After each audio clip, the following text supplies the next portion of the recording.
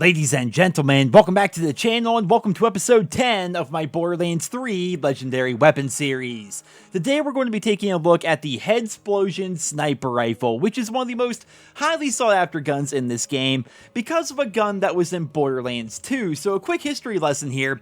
In Borderlands 2, the bikers by Pyro Pete's bar in the Mr. Torque DLC had an incredibly low chance to drop a weapon called the Cobra.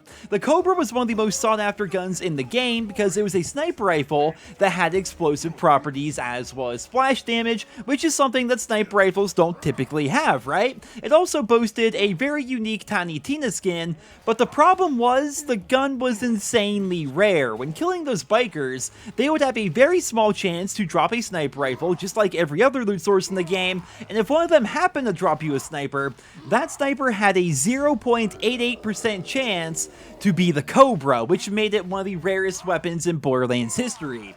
Think about that for a second. First, you have to get one of these very specific enemies to drop you a sniper rifle, and if they just so happen to drop you a sniper rifle instead of literally anything else, from there you had less than a 1% chance for that sniper to be the Cobra. Well, thankfully, here in Borderlands 3, we have a weapon that's just like the Cobra, but it's way easier to farm. So the red flavor text on the Headsplosion reads, "That happens all the time," which means this sniper will fire explosive rounds, it will deal splash damage, and every time you hit a critical, it will ricochet 3 bullets to nearby enemies. This makes the Headsplosion amazing at dealing area damage and doing crowd control, but it's also incredibly good at single target damage as well. So how we go about farming this beast is we have to go kill Manvark out in Conrad's Hold. Manvark is actually one of Sir Hammerlock's hunting targets. I'm sure you guys have already killed him before, but he is found in the very middle of the zone, as you guys can see on your screen right now.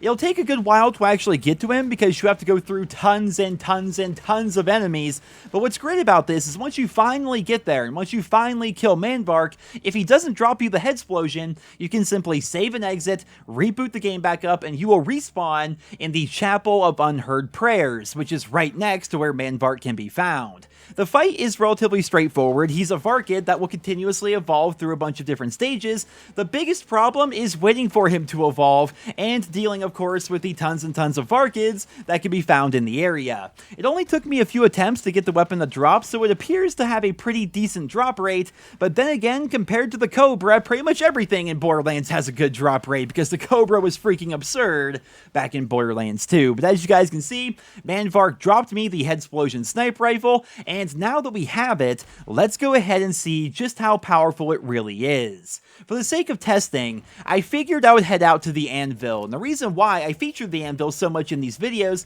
is because it's full of humanoid enemies that sometimes have shields, sometimes they just have health, sometimes they're anointed, other times they have these big riot shields you have to deal with. I feel like there's a good variety of enemies here within this area, and as you guys can see, the Headsplosion is very good at holding its own. It's not the most wildly powerful sniper rifle in the world in terms of single target damage, but the splash damage and the bullet ricochets are very fun to play with. I'm going to show you guys some slow motion gameplay of the splash damage as well as the ricochet effects, and as you guys can see, I'm shooting at the ground and the splash damage is hitting the target here behind this riot shield. That's one example of the splash damage. It's also good if there's just a bunch of enemies that are clustered together.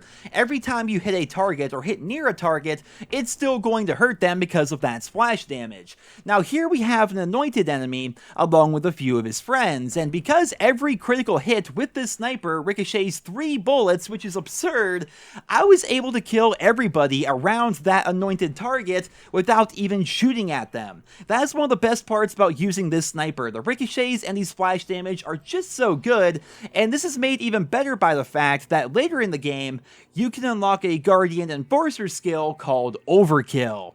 So what Overkill does is it makes the excess damage from a kill be added to your next shot. This is one of the reasons why Jakobs snipers are so good here in this game. Even though the Headsplosion doesn't have wild single target damage, it actually also has reduced critical hit damage. Even with all of that, you can simply pop 2 or 3 targets in the head in a row, and the amount of overkill damage is just going to build up and up and up so long as you don't miss. And as long as you're not missing, you're basically going to become the Vasily Zaitsev of the Borderlands universe while also ricocheting bullets out and doing splash damage and things like that. So For all these reasons, the Headsplosion is one of my personal favorite sniper rifles in the game, and that's not just because I'm playing Flak, and Flak is kind of designed to be a sniper. For every character in the game, this sniper is really freaking good, so I highly recommend each and every one of you go out there and farm this beast. You will not be disappointed. But ladies and gentlemen, there you have it. There is episode 10 of my Borderlands 3 Legendary Weapon series. I hope you all enjoyed it. Be sure to subscribe to my channel for more guides like this one. I will be doing a guide for every single legendary weapon here in Borderlands 3. And be sure to let me know down there in the comments, what do you think of the Headsplosion? Have you got this weapon yet? And if so, what do you think of it? Leave your feedback down below. Thank you all so much for listening, and I hope you guys all have a wonderful day. Right.